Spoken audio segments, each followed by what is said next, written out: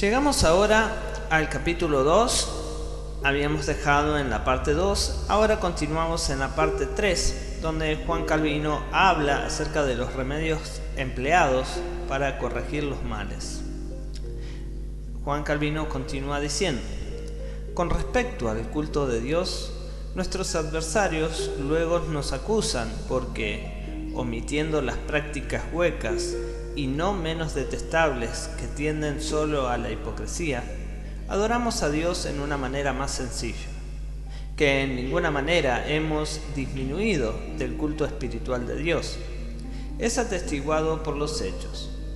Al contrario, cuando cayó en gran medida en olvido, nosotros lo hemos restaurado en sus derechos anteriores.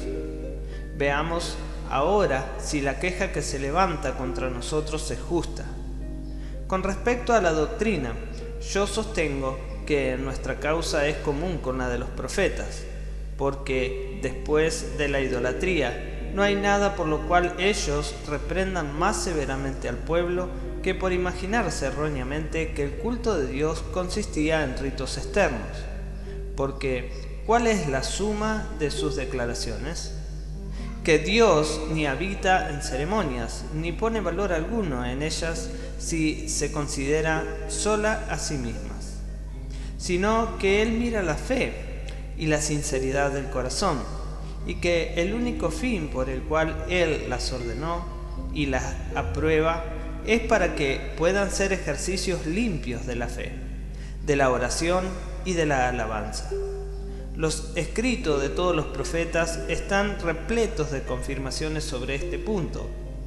Como he observado, no había otra cosa en que tanto ellos insistieran más como en esta.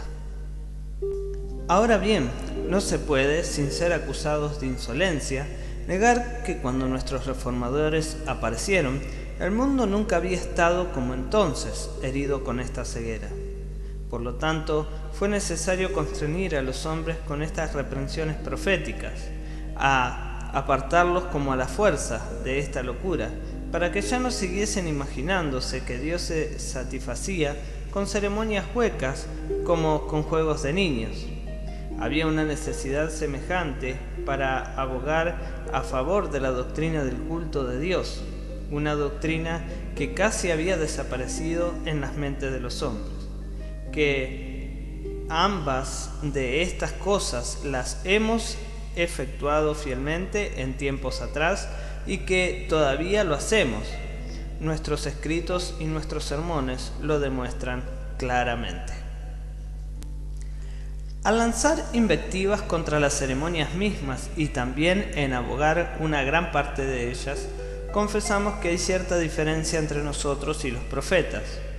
Ellos lanzaron invectivas contra sus compatriotas porque éstos restringían el culto de Dios a ceremonias externas, ceremonias que Dios mismo había instituido.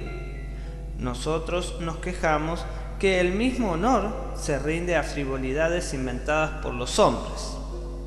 Ellos, entre tanto, que condenaban la superstición, dejaban sin tocar una multitud de ceremonias que Dios había impuesto y que eran útiles y apropiadas para una edad de tutela. Nosotros y nuestro trabajo ha sido corregir numerosos ritos que se habían metido por descuido o vueltos a mal uso y que además, sin razón alguna, fueron aceptados por el tiempo, porque si no deseamos revolver todo en una confusión, nunca debemos perder de vista la distinción entre la dispensación testamentaria antigua y la nueva, y el hecho de que las ceremonias, cuya práctica fue útil bajo la ley, son ahora no sólo superfluas, sino también repugnantes y absurdas. Cuando Cristo estaba todavía ausente y aún no se había manifestado, las ceremonias que lo prefijaban de antemano obligaban la esperanza de su venida en el seno de los creyentes, pero ahora que su gloria está presente y visible, éstas solo la oscurecen. Y vemos lo que Dios mismo ha hecho, porque esas ceremonias que Él había ordenado por un tiempo, ahora Él las ha abrogado para siempre. Pablo nos da la razón. Primero, que ya que el cuerpo se ha manifestado en Cristo, los tipos, por supuesto, han sido retirados. Y en segundo lugar, que Dios ahora se complace en instruir su iglesia de una manera diferente. Gálatas 4:5, Colosenses 2:4, 14 y 17. Entonces, ya que Dios ha libertado a su iglesia de la servidumbre que Él había impuesto sobre ella, yo pregunto, ¿puede haber algo más perverso como el que los hombres introduzcan una nueva en lugar de la antigua? Ya que Dios ha prescrito una cierta administración, ¿cuán arrogante sería establecer una que es contraria a ella y abiertamente repudiada por Él? Pero lo peor de todo es que aunque Dios tan a menudo ha prohibido estrictamente todo tipo de culto imaginado por los hombres, el único culto que se le ha rendido ha consistido en invenciones humanas. Entonces, ¿qué fundamento tienen nuestros enemigos para vociferar que en este asunto nosotros hemos arrojado la religión a los vientos? Primero, no hemos puesto ni un dedo en nada que Cristo estime de valor, cuando Él declara que es en vano adorar a Dios con tradiciones humanas. Mateo 15:9. Aquello quizás hubiese sido más tolerable si el único resultado hubiese sido que los hombres empleaban sus fuerzas en una adoración infructuosa. Pero, como he observado, Dios en muchos pasajes prohíbe cualquier nuevo culto que su palabra no ha autorizado, como Él mismo declara que Él se ofende gravemente con el atrevimiento que inventa semejante culto y lo amenaza con un castigo severo. Está claro que la reforma que hemos introducido fue requerida por una grandísima necesidad. Yo no ignoro lo difícil que es persuadir al mundo de que Dios rechaza e incluso abomina todo lo relacionado a su culto que es inventado por el razonamiento humano. El engaño sobre este punto se debe a varias causas. Cada uno estima mejor lo que es suyo propio, como lo expresa el viejo proverbio. De ahí que lo que nace de nuestro propio cerebro nos da mayor deleite. Y además, como Pablo admite, este culto inventado a menudo presenta cierta forma de sabiduría. Colosenses 2:23. Entonces, como en su mayor parte tiene un esplendor externo que complace al ojo, es más agradable a nuestra naturaleza carnal que aquel que Dios solo requiere y aprueba, pero que es menos espectacular.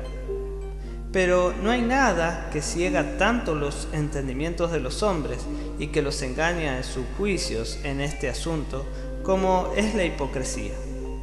Porque aunque es necesario a los verdaderos adoradores dar su corazón y mente, los hombres están siempre deseosos de inventar una manera de servir a Dios que es de una cierta descripción totalmente diferente, y su intención siendo en ofrecerle ciertas ceremonias externas y reservar su mente para sí mismos. Además, se imaginan que cuando ellos le imponen ceremonias externas, han evadido con estas artimañas la necesidad de entregarse a sí mismos. Y esta es la razón por la que ellos se someten a ceremonias innumerables, que miserablemente los fatigan sin medida y sin fin, y porque ellos escogen vagar en un laberinto perpetuo antes que adorar a Dios simplemente en espíritu y en verdad. Es una calumnia perversa, entonces, en nuestros enemigos de acusarnos que traemos a los hombres con simplezas y favores. Pues si se ofreciese la opción, no hay nada que el hombre carnal no prefiere hacer antes que consentir adorar a Dios tal como lo prescribe nuestra doctrina. Es fácil usar las palabras fe y arrepentimiento, pero las cosas que se refieren son muy difíciles de efectuar. Por lo tanto, aquel que hace que el culto de Dios consista en estas cosas, de ninguna manera va a aflojar las riendas de la disciplina, sino que va a obligar a los hombres a tomar el curso que ellos tienen mucho temor en tomar. De esto tenemos pruebas suficientes en los hechos. Los hombres se van a restringir a sí mismos por numerosas leyes severas, a imponerse numerosas ceremonias penosas, a llevar un yugo inflexible y pesado. En pocas palabras, no va a haber molestia a la que ellos no se sometan siempre y cuando no haya mención del corazón. De ahí se ve que no hay nada que la mente humana repudie tanto como aquella verdad espiritual, que es el tema constante de nuestros sermones, y nada con que más se fascine a aquellas espléndidas y deslumbrantes ceremonias en que nuestros adversarios insisten tanto. La majestad misma de Dios nos obliga a decir que no podemos retirarnos completamente de su servicio. Por lo tanto, como no podemos evadir la necesidad de adorar, nuestro único rumbo que nos queda es buscar sustitutos indirectos para no ser obligados a venir directamente a su presencia, o más bien por medio de ceremonias externas como máscaras de fingimiento, ocultar la maldad interna del corazón, y para no ser forzados en rendir el servicio, interponemos prácticas externas como paredes divisorias. Es con el mayor defecto que el mundo se deja ser alejado de tales subterfugios como estos. Y de ahí nace la protesta contra nosotros por haber sacado a luz, a plena luz del día, fuera de sus lugares de escondidijos donde ellos tranquilamente jugaban con Dios.